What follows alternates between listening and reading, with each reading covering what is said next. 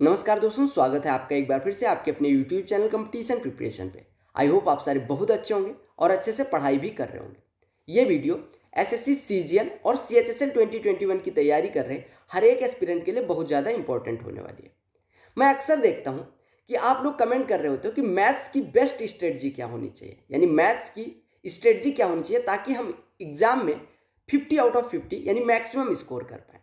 आपने अक्सर देखा होगा कि आपसे कम मेहनत करने वाला लड़का 50 आउट ऑफ 50 मैथ्स में स्कोर कर जाता है, केवल एक बार नहीं कि तुक्के से हर एग्जाम में 50 आउट ऑफ 50 स्कोर कर रहा है और आप नहीं कर पा रहे हो। वजह क्या है? मैंने 1000 बार ये बात बोली है कि किसी भी एग्जाम के लिए पढ़ने से पहले उस एग्जाम को पढ़ना ज़्यादा जरूरी है और किसी भी एग्जाम को समझने के लिए उसके प्रीवियस ईयर पेपर्स को और पास्ट ईयर ट्रेंड्स को देखना उससे भी ज़्यादा जरूरी है। आप कितनी भी मेहनत कर लो, अगर आपकी मेहनत राइट डायरेक्शन में नहीं होगी तो आपको सफलता नहीं मिलेगी, ये सबको पता है। यानी आप मेहनत कर रहे हो, वैसे पढ़ने को मैथमेटिक्स में लाखों चीजें हैं, लाखों टॉपिक्स हैं, लाखों किताबें हैं, लाखों सोर्सेज हैं, लाखों टीचर्स हैं, लाखों स्ट्रेटजीज हैं, लेकिन जो बेस्ट स्ट्रेटजी होगी वो क्या बताएगी आपको कि कौन से टॉपिक इंपॉर्टेंट है, कौन से टॉपिक कम तवज्जो देनी है, कौन से टॉपिक्स को ज्यादा तवज्जो देनी है। मान लो सर्ट्स एंड इंडिसेस एक ऐसा टॉपिक है जिससे एक भी प्रश्न नहीं पूछा गया पिछले 10 सालों में, और आप उस टॉपिक के लिए दिन में 8-8 घंटे उसी टॉपिक को पढ़े जा रहे हो। आप एक महीने क्या, एक साल क्या, 10,000 साल पढ़ोगे तो भी उससे 2 नंबर नहीं आने वाला। कहने का मतलब ये है, यहाँ पे सर्ट्स एंड इंडिसेस की बेइज्जती करना मकसद नहीं था। मेरा मकसद ये है कि आप ये समझो कि जिस टॉपिक को आप पढ़ रहे हो, जिस टॉपिक पे आप इतना टाइम वेस्ट कर रहे हो या टाइम इन्वेस्ट कर रहे हो, वो टॉपिक आपको नंबर एग्जाम में दिलाएगा या नहीं। लाइक एमटीएस के लिए आप अलजेब्रा लाख पढ़ डालो, फायदा होना है? नहीं फायदा होना, क्योंकि पूछा ही नहीं जाता। मान लो मीन, मोड एंड मीडियन जो कि एमटीएस में पूछा जाता है, आप सीजीएल के लिए उसको पढ़ डालो, 1000 बुक्स पढ़ डालो, 1000 सोर्सेज से, 1000 टीचर से पढ़ डालो, क्या उसका कोई फायदा होना है? नहीं। तो सबसे ज्यादा इंपॉर्टेंट है कि मैथ्स में किस टॉपिक से कितने प्रश्न आते हैं आपके सीजीएल एग्जाम में और सीएचएसएल एग्जाम में, वो जानना जरूरी है। यानी लास्ट ईयर का जो 2020 का पेपर हुआ है सीजीएल का और सीएचएसएल का, उसमें किस टॉपिक से कितने प्रश्न हैं ये जानना और उसी के अकॉर्डिंग उस पर टाइम इन्वेस्ट करना जरूरी है। मान लो आपको ज्योमेट्री नहीं समझ आती और ज्योमेट्री से आपके एग्जाम में एक प्रश्न आता है, आप ज्योमेट्री को लेके इतना परेशान हो कि 8-8 टीचर से पढ़े डाल रहे हो, एक प्रश्न आना है आपसे, वो भी पता नहीं है कि आपसे होगा या नहीं, क्योंकि इतना वीक है, आप 8 टीचर से पढ़ के और कंफ्यूज हो रहे हो, आपसे वो प्रश्न नहीं हो रहा है। और आपको परसेंटेज बहुत अच्छे से आता है, परसेंटेज के 4 प्रश्न आते हैं, आपने नहीं पढ़ा और फिर आप भूल गए, फिर परसेंटेज से क्वेश्चन जो आया वो नहीं कर पाए। तो सबसे ज़्यादा इंपॉर्टेंट है कि किस टॉपिक से कितने क्वेश्चन आते हैं उसको समझना, उसका वेटेज देखना और उसके अकॉर्डिंग मेहनत करना।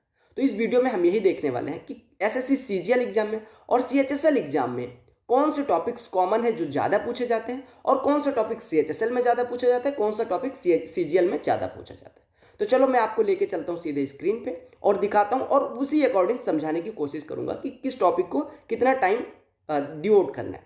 ठीक है, तो चलो स्टार्ट करते। बताने जा रहा हूँ वो एसएससी द्वारा रिसेंटली कंडक्ट करवाए गए एग्जाम्स, यानी एसएससी सीजीएल 2020 टीयर 1 और सीएचएसएल 2020 टीयर 1 पे बेस्ड है। उसके पेपर्स को मैंने देखा, फिर ये वेटेज बनाया। ठीक है, आपको पता होगा कि मैथमेटिक्स में वैसे तो बहुत सारे टॉपिक्स हैं, लेकिन एसएससी ने उसमें से कुछ चुन के अपने सिलेबस में रखा है और उनमें से कुछ चुनिंदे टॉपिक्स पे एसएससी प्रश्न पूछते हैं। आपको पता होगा 25 प्रश्न आते हैं प्रीलिम में आपके 50 नंबर के, वो 16 टॉपिक्स से होते हैं।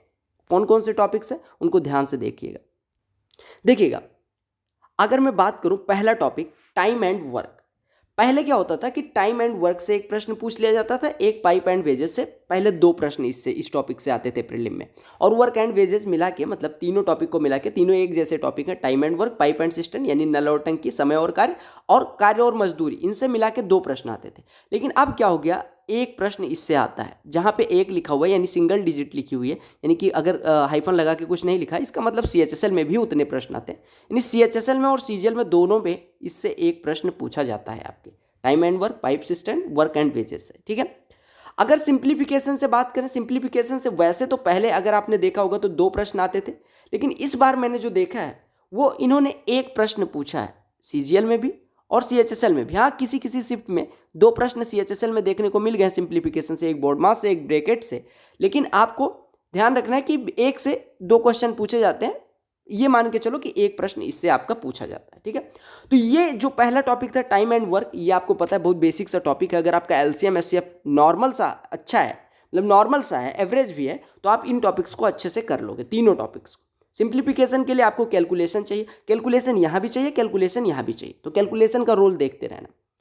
तीसरा टॉपिक है टाइम स्पीड एंड डिस्टेंस। पहले क्या होता था कि टाइम स्पीड एंड डिस्टेंस में एक सवाल नॉर्मल सा आ जाता था, time speed and distance general question, एक आ जाता था बोट स्ट्रीम या ट्रेन से रिलेटेड। लेकिन अभी क्या हुआ कि तीनों topics time speed and distance basically इसके दोनों मतलब ऐसे कह सकते हो बेटे हैं, बोट एंड स्ट्रीम और ट्रेन दोनों सेम कॉन्सेप्ट पे बेस्ड हैं।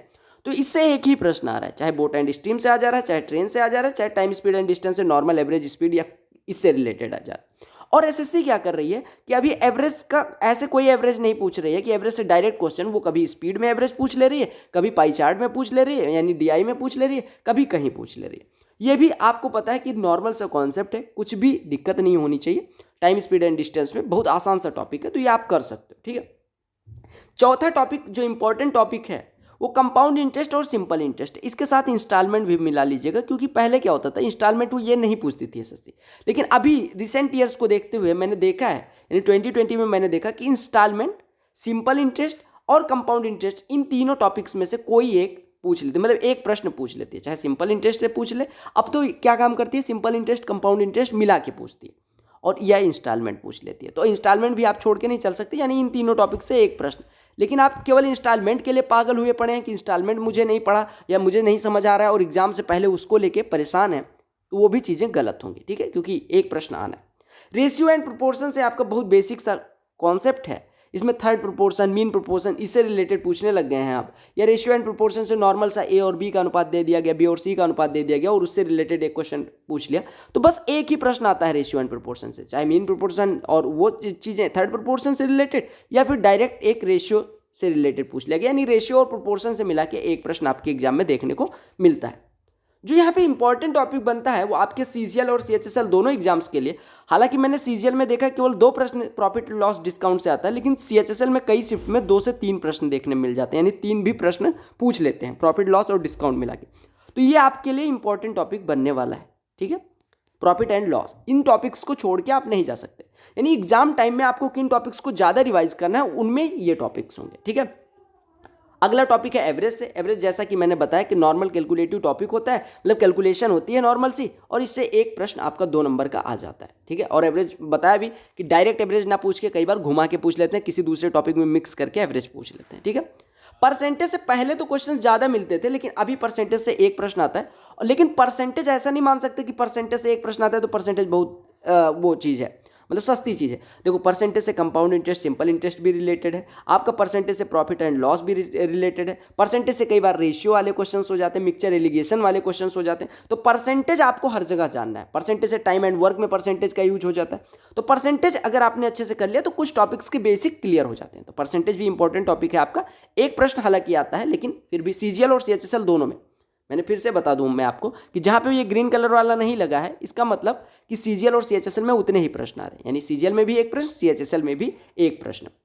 यहाँ पे अभी मैं बताऊं नंबर सिस्टम से अगर मैं बात करूं तो आप देख सकते हैं यहाँ पे नंबर सिस्टम में डिविजिबिलिटी। बेसिकली पहले क्या होता था कि नंबर सिस्टम पे कुछ भी पूछ लेते थे, जैसे कि कितने जीरोज होंगे, नंबर ऑफ जीरोज पूछ लेते थे, या 10 डिजिट क्या होगी, या यूनिट डिजिट पूछ लेते थे, यूनिट डिजिट पे बेस्ड कॉन्सेप्ट होता था। लेकिन अभी क्या कर रही है, वो डिविजिबिलिटी से एसएससी क्वेश्चन पूछ रही है, यानी नंबर सिस्टम आप कैट लेवल का पढ़ो, चाहे जो आपसे डिविजिबिलिटी वो पूछते हैं। डिविजिबिलिटी 3 की होती है, 2 की होती है, 4 की होती है, 5 की होती है, 8 की होती है, 11 और 13 तक मैक्सिमम खत्म हो जाती है, 7, 11, 13 तक या 9, इतने में खत्म हो जाती है डिविजिबिलिटी। तो आप 1001 की डिविजिबिलिटी पढ़ो, मन करे 1 करोड़ की डिविजिबिलिटी पढ़ो, उससे मतलब नहीं है। नॉर्मल सा डिविजिबिलिटी का क्वेश्चन आता है, अगर आपने नॉर्मल भी नंबर सिस्टम करा तो भी ये क्वेश्चन हो जाना है आपका।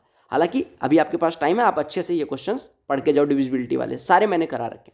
डीआई से 4 क्वेश्चन आपके सीजीएल में भी देखने को मिलता है, सीएचएसएल में पहले 5 प्रश्न आता था। अभी एसएससी ने और टॉपिक्स को बढ़ाने के लिए, जैसे नंबर सिस्टम से कई बार एक क्वेश्चन बढ़ा देते हैं या कोऑर्डिनेट ज्योमेट्री डाल दिया, तो एक क्वेश्चन घटा दिया है डीआई का। डीआई में 3 तरह के होते हैं, ग्राफ, टेबल और पाई चार्ट पे रिलेटेड, पाई चार्ट से रिलेटेड, हिस्टोग्राम भी बोलते हैं कई बार।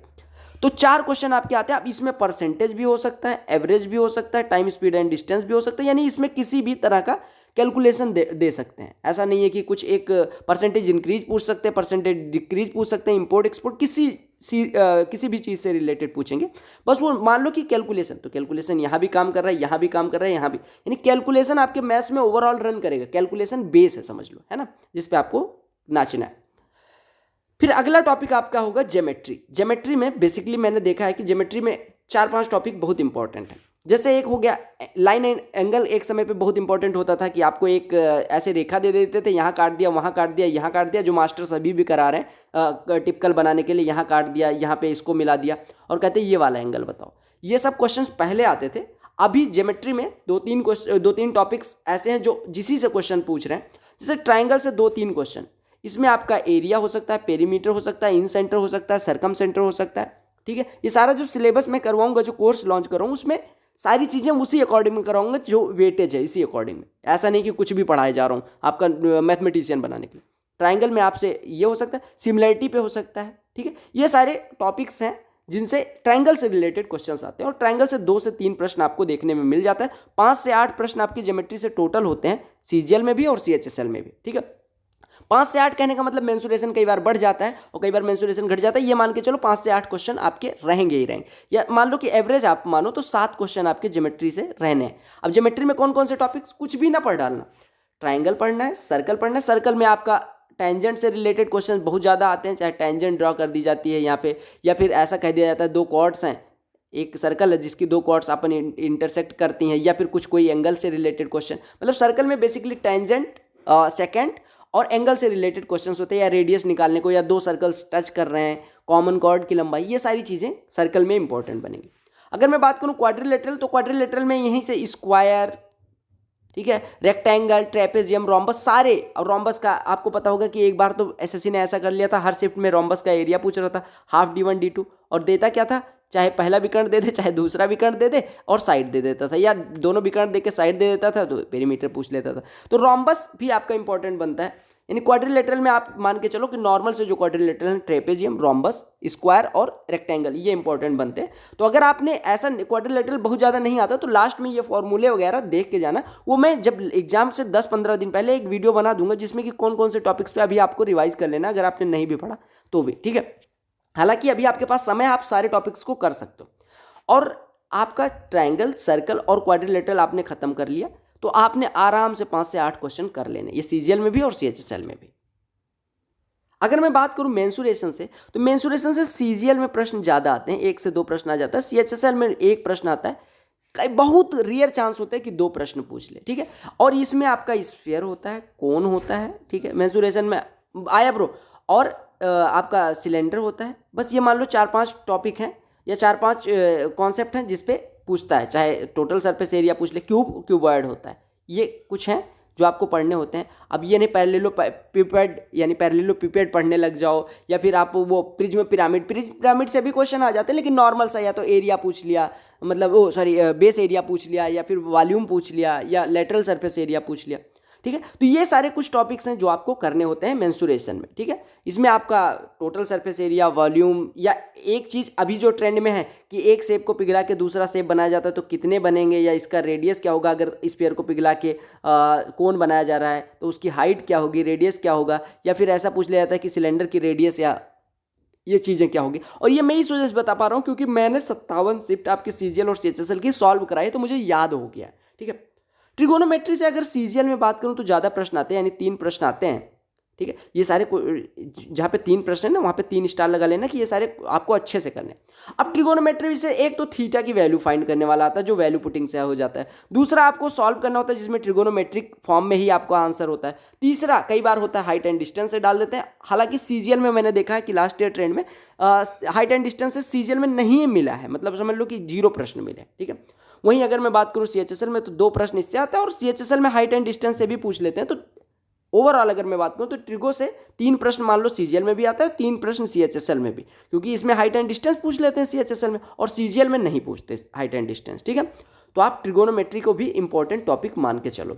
अलजेब्रा दोनों के लिए इंपॉर्टेंट है क्योंकि अलजेब्रा से 3 प्रश्न आते हैं, और एक तो a³ + b³ + c³ - 3abc वाला होता है जिस उस फॉर्मूले पे बेस्ड, यानी और दूसरा होता है कि x प्लस 1/x दे दिया, x power 4, x cube plus 1/x cube, x power 6 plus 1/x power 6, इससे रिलेटेड होता है। और एक आपका हो सकता है कि कई बार सर्ट्स एंड इंडिसेस से रिलेटेड x की वैल्यू फाइंड करने के लिए, जो सिंप्लीफिकेशन में भी काउंट कर सकते हो, अलजेब्रा में भी काउंट कर सकते हो। और अभी जो एसएससी का ट्रेंड रहा है उसमें कोफिशिएंट की तुलना करने वाला, लाइक आपने देखा होगा कि 27√3 ऐसे करके, या 9√3x³ प्लस ऐसे करके, मान लो 3√3y³ ऐसे करके क्वेश्चन होते हैं, बराबर समथिंग दे दिया गया, a + b + c - d, इस तरह से वैल्यूज पूछने लग जाते हैं।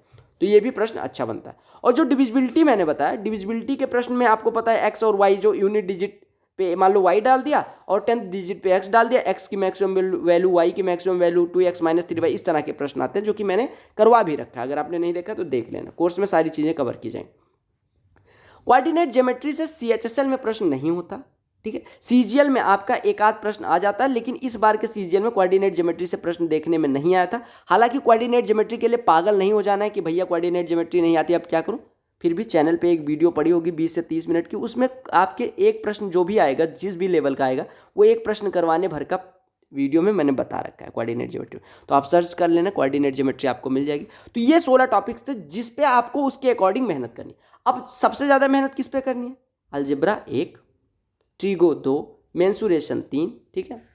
और मैं अगर ऊपर आऊँ तो ये ज्योमेट्री में ये टॉपिक्स जो मैंने बताए ये 4, DI मतलब कैलकुलेशन 5, प्रॉफिट एंड लॉस 6, ठीक है।